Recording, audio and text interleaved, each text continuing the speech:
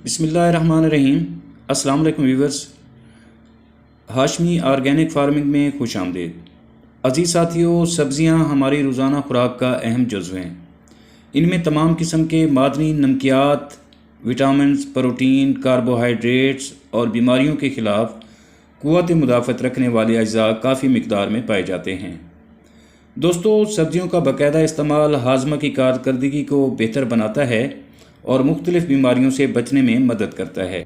सब्ज़ियों के इस्तेमाल से मैदा की तेज़ाबियत ख़त्म की जा सकती है और इंसान तंदुरुस्त व तवाना रहता है।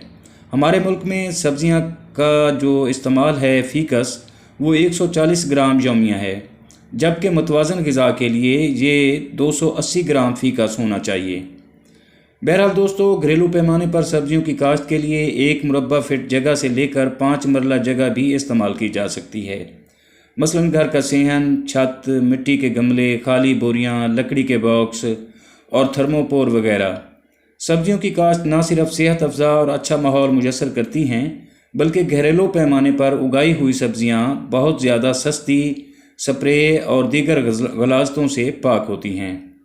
वीवर्स, अगर इनके मौसम की बात की जाए तो मौसम सरमा की सब्जियों की काश्त सितंबर के शुरू से लेकर नवंबर के आखिर तक की जा सकती है और इसमें मूली, गाजर, शलजम, मेथी, धनिया, सरसों, सलाद और पालक वगैरह शामिल हैं। अगर इनके खादों की बात की जाए तो आप नामजाती खादें यानी गाय और भैंसों या बकरियों का गला सड़ा जो गोबर है उसको नामजाती खाद कहते हैं, उससे आप अपनी सब्जियां उगा सकते हैं।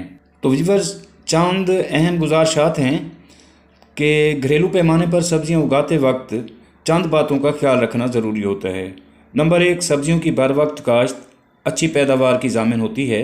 नंबर 2, छोटे प्लाटों में ऐसी सब्जियां काश्त करें जो ज़्यादा देर तक पैदावार देती हों, मसलन पालक, मेथी, धनिया वगैरह। और इसी तरह तीसरे नंबर पर जो मैं आपको बात कह रहा हूं वो ये है कि सब्जियां खेलियों पर काश्त करें। हमवार सतह पर काश्त की गई सब्जियों पर बीमारियों का हमला ज़्यादा होता है, मसलन जड़ का उखेड़ा और मिर्चों का कॉलर अलर्ट वगैरह, ये बीमारियां लग सकती हैं।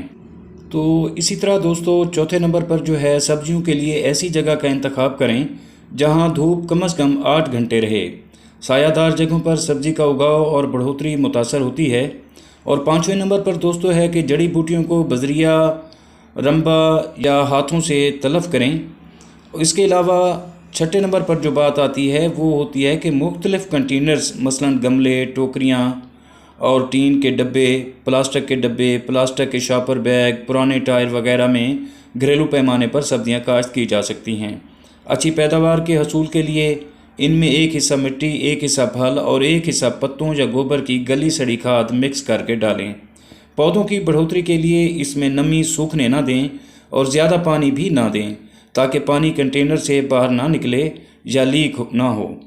पौधों की रोज़ाना 5 से 10 मिनट की देखभाल करने से आप पौधों से अच्छी पैदावार हासिल कर सकते हैं और इन पर कीड़े मकोड़ों के हमलों का भी बर वक्त तदारक कर सकते हैं और इनसे अच्छी पैदावार हासिल की जा सकती है। तो दोस्तों, इस तरह थोड़ी सी मेहनत करके आप अपने किचन का खर्च बहुत कम कर सकते हैं, बल्कि ज़ीरो कर सकते हैं। महंगाई के इस पुरफितन दौर में सबसे ज़्यादा खर्च भी किचन का होता है। तो व्यूअर्स, उम्मीद करता हूं कि आपको मेरी ये काविश ज़रूर पसंद आई होगी। अगर वीडियो अच्छी लगे तो वीडियो को लाइक और शेयर ज़रूर कर दें और अगर आप दोस्त मेरे चैनल पर नए हैं तो प्लीज़ चैनल को भी ज़रूर सब्सक्राइब कर दें। बहुत शुक्रिया। दुआ है कि अल्लाह हम सब पर मेहरबान रहे। आमीन। जल्द मिलते हैं अगली वीडियो में, तब तक अल्लाह हाफिज़।